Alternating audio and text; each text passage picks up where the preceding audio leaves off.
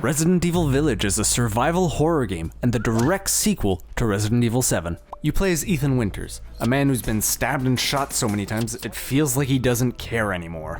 His wife gets shot right in front of him during the intro of the game, and he gives out a quick "No!" And within 2 seconds, he's looking the killer in the eye and just goes, "What? Why? I just didn't believe you. No! I mean, you gotta sell it!" That's the love of his life, being shot by someone he considers a friend, and I just don't buy it. The acting's fine, but the script needs work, and you've gotta at least give me a good... It's fine. Resident Evil's never been a series we play for its story and dialogue. You were almost a Jill sandwich. You're right. Barry, thanks for saving my life. And this one's pretty on brand. Your daughter has been taken hostage by a cult of people who worship an underground fetus thing. I found it. It's the Megamycete. Because she has a vaguely defined power. So after they kill your wife, you set out to find her and bring her back home. Still looking. You'll find him. You always do everything you set your mind to. Except keep your family alive. But that was hardly your fault. Thankfully, we're not here to worry about the story. My name's Joel, and on today's GBU Reviews, I'll give you a game designer's perspective on how Village adapts the techniques it uses to scare players in an action horror setting, and what I would have tried if I was on the team.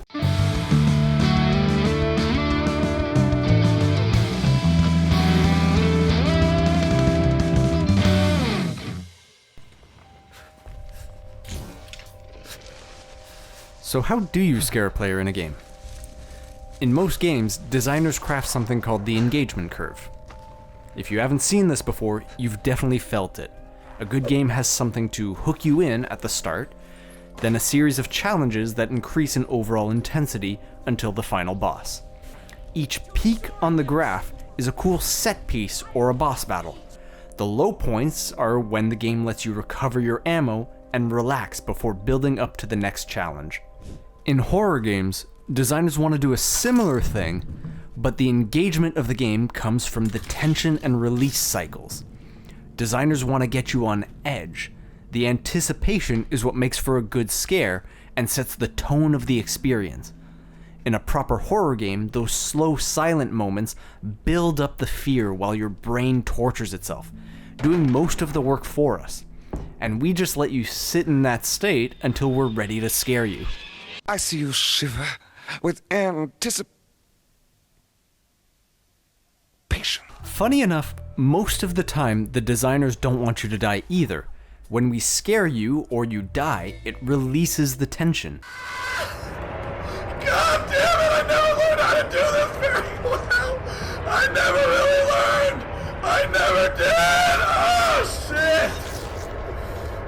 Fuck, I never learned how to do the right click move very well. If you die too much, you'll get frustrated, you'll get desensitized to the threat, and worst off, you could get bored. I'm not even scared of them anymore. It's like they've already eaten me like 30 times. What can they do more? Yeah. Resident Evil 8 features 4 lords and their cult leader, Miranda, each of which uses a different technique to build tension. Mother Miranda, I must protest. Our opening is scary because Ethan is married to a psychopath. I know you didn't mean to hurt me. You shouldn't have done that! Anyone who's played 7 walked through that calm house knowing shit was gonna hit the fan real soon. Then, we're brought to an unfamiliar environment. So there's the fear of the unknown. We don't know what's around the corner, but it's not something good, because the game keeps showing us phantom threats. And we see the decrepit state of the village. So when the game's first set piece happens and all the villagers come out like, "Bonjour! Bonjour! Bonjour! It's pretty scary. And the designers knew it would go over well because it's basically Resident Evil 4's Hook all over again. We've just replaced the chainsaw guy with a giant troll. Then there's our 4 lords. Lady Dimitrescu is one everybody got excited over. Figure it out when I play. Yeah! Ah, damn it. Yeah! Ethan Winters. There you are. Gotta make bigger doors! And with good reason. It's perfect smile, you know, you can tell that personality really. She's like Mr. X or Nemesis from previous Resident Evil games, an invincible giant that chases you around. It's great because at this point in the game, your weapons aren't the best, so fights are still scary, and Dom Mommy hunting you with her daughters amplifies that sense of powerlessness. At least for most people. It's about power. It's not about pleasure. It's about power. My God, look at the power. The second lord is Donna Beneviento, and here the game doubles down on making you feel powerless by taking away your weapons. There's an uncanny element to the home, with the dolls staring at you as you walk through every room. The dark lighting and short corridors keep your vision low as you explore the empty house. Even though nothing can hurt you through most of this section, the game makes you feel so uneasy that every little thing makes you panic. It's like when you're home alone. Every creaking floorboard or flickering light terrifies you because it makes you feel that something ominous is happening, or that something else could go wrong. Except, unlike your empty apartment, there's actually dolls and the visions of your dead wife lurking in the shadows here. And the game lets you torture yourself, building that anticipation every time you see something off. He's still there! The last challenge of the game, Miranda, is done really well. She isn't scary, but she's a challenging action climax for the game. I like this because it caps the horror experience by finally giving players a sense of power. It's about power. They've overcome the fear of the game, and that's a nice way to end a horror experience. The last two lords, Moreau and Heisenberg, have good ideas, they just fail to deliver on their promising concepts and instead end up looking like idiots.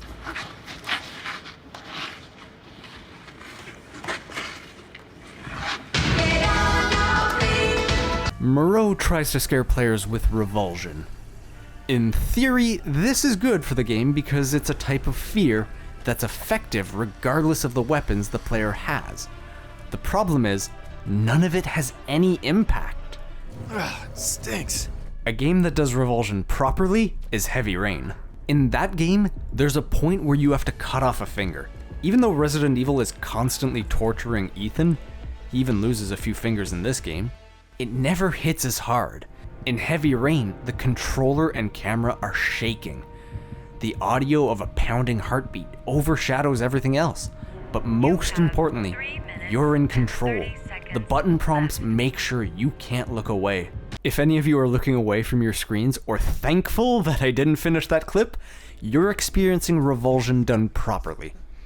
It's a brilliant moment, and it almost makes Heavy Rain worth playing. Moreau never elicits that kind of a response because your goals as a player are always in line with those of the game. Moreau sucks. He's a whiny, annoying, and gross character, so when the game tells me I have to kill him, I'm just like, shit, Negro, that's all you had to say. In Heavy Rain, I don't want to mutilate myself, but the game sits there and tells me I'll fail if I don't. You have 3 minutes and 30 seconds left. No torture in Resident Evil hits like Heavy Rain because the game never forces me to do it. I never have any agency. It all happens super quickly during cutscenes, and if it gets really bad, I can turn away. The game never lets me torture myself with the dissonance of what I want to do and what it's making me do. Instead, Moreau's section is just going through a snot-covered level with 0 threats. Moreau as an enemy is a joke. He swims laps and only attacks clearly marked areas. You can stand right next to the docks, practically petting him as he goes by, laughing like an idiot. Welcome. Heisenberg isn't bad, just disappointing. His concept is great, but the devs don't commit to it enough for my taste. You fight Heisenberg in a factory of enemies. You see hordes of them in the background all the time, and this would have been the best way to end the game, because Village is a mix of action and horror. So the action-heavy climax where you're fighting a lot of enemies is super engaging, and it works for the horror game because it wouldn't matter how strong your guns are. It's an endless army charging you like zombies. Your ammo is the limiting factor here, and that would keep it scary and tense. But instead, the game keeps using pre-spawned enemies, which frequently leaves you exploring an empty factory, waiting on machines to carry out their task. I was bored a lot of the time here, honestly, because Heisenberg's factory is decently long, and anytime the game spawned an enemy, I wasn't scared. I just wanted to move on, like, Stop it, it's fine. I will destroy you.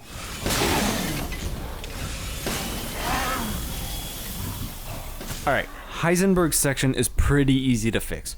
Just constantly spawn enemies for the player to fight. By never giving the player a chance to rest, we can keep that tension up and the action going. The rate of enemies spawn can be adjusted based on the player's inventory because we don't want to softlock players.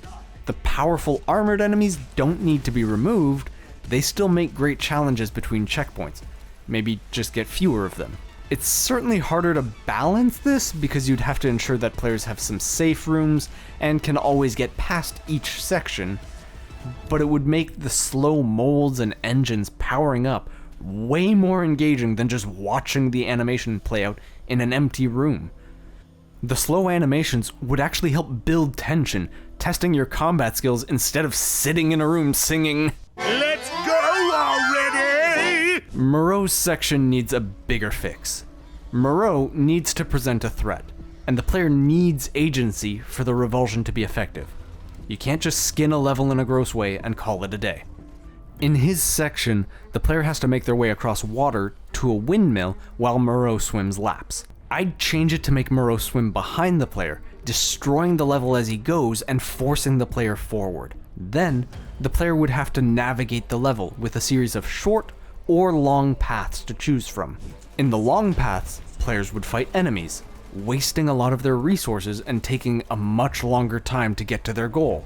In the short paths, I'd try and emulate Heavy Rain by making Ethan do something horrible, like climb a fence of knives, gripping the blades to pull himself up. It's by no means the worst thing Village has done to Ethan, but by putting the player in control, shaking the camera and having Ethan screaming, it could easily be the most visceral scene in the game. The more I can get players to hate having to do this, the better too, because that's what makes good revulsion horror. And the worse it is to get through, the bigger a threat Moreau himself becomes, because him catching you means you'd get reset back to the start of the track with Ethan all healed up going, You wanna see me do it again? Other than that, my gripes with Village are fairly minor. A lot of the issues come from the clashing identities of action versus horror. The devs have said that they didn't want the game to be as scary as Resident Evil 7, which I can respect as a choice. If a game's too scary, it's hard to market and get good sales numbers. But if they wanted to lean into more of the action-style gameplay, things like the weapon system would need to be overhauled. Right now, every gun is strictly better than its predecessor. And unlike Resident Evil 4, you don't get a unique upgrade for maxing out the weapons, which makes replaying the game less exciting.